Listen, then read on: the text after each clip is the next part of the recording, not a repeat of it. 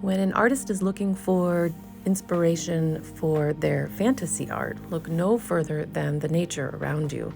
These are up-close images of reptilian eyes. Look at the amazing beauty, color, line, variety, not only in the iris and the shape of the pupil, but in the shapes and patterns of the scales. No two are alike. And we're so lucky that we get to examine this close up. So this is an example of how it can inspire fantasy art, like dragons. Look at the details that these artists have created in their digital art that let us get lost in these reptile eyes. It's almost difficult to tell which is a photograph and which was created by an artist. We're going to take this three-dimensional and create a dragon eye out of clay and glass. So I'm starting with a firm background, which is a cardboard coaster, and I've gotten these glass or plastic beads that have a flat back.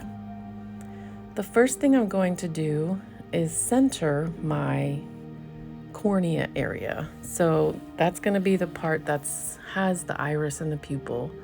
And you can design this any way you like.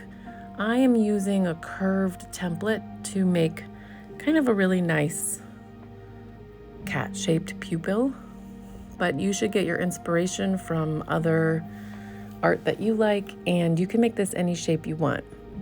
Since the shine of the eye will be provided by the glass, the pupil will be colored in a solid black to kind of be a opening in the eye, an aperture in the eye.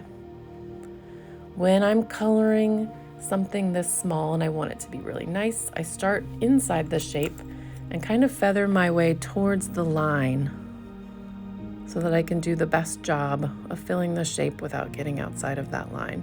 Normally I wouldn't color with a pen, but since it's such a small shape, I felt like that was a good thing to do.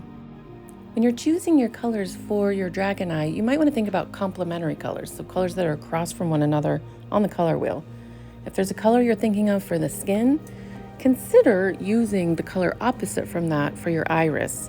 You can of course use blended colors and use more than one, but think of one main color and another main color across from it to have a really dynamic artwork. Then I got out some watercolor pencils.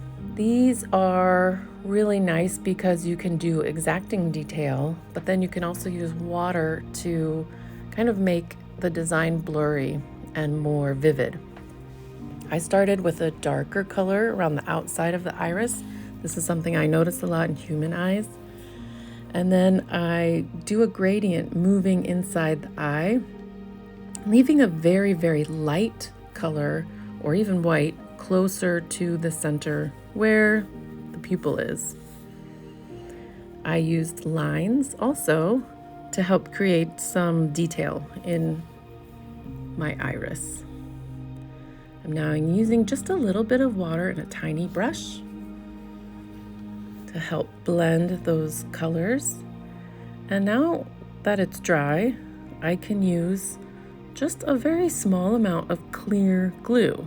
I ended up having to take the lid off of this one because it's old, but I'm still going to ensure that only a very tiny amount of the gel glue goes onto the eye. Before it dries, I will lower my bead down onto the eye. I want to push it until I see the clear glue spread all the way to the outside of the surface of the glass. So when glass is very, very flat and very, very hard, the glue will spread and you don't need very much at all to make a very firm connection. This is the foam clay that I chose. It's very light. It's very stretchy. It's very pliable. It almost feels like something you would play with rather than sculpt. So you kind of have to be on yourself to make things and lay them down before you get your clay all dirty or overstretch it.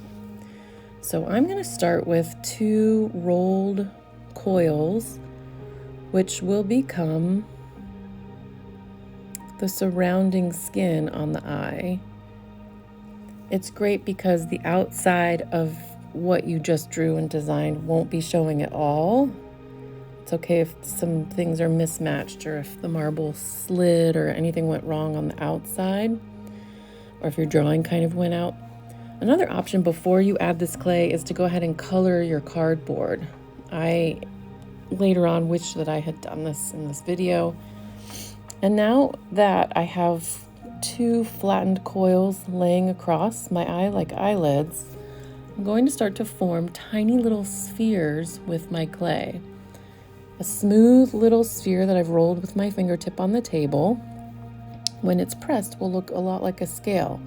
And you can vary the sizes, making areas of very tiny scales using almost just a micro size, or you can do some larger scales too. Look at the patterns that you see on real source images.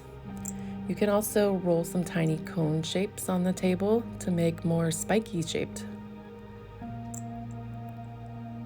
And here I am working on, and it's a very slow process, making tiny dots with my fingertip and then placing them on the cardboard. And this is a finished piece.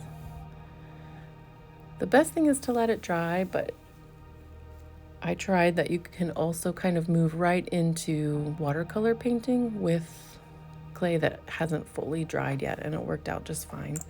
I'm using a tiny brush. I'm using some regular old Crayola Education watercolors because the colors are so bright and blendable. I'm using a fair amount of water so that I can get into the cracks. And here is my finished piece.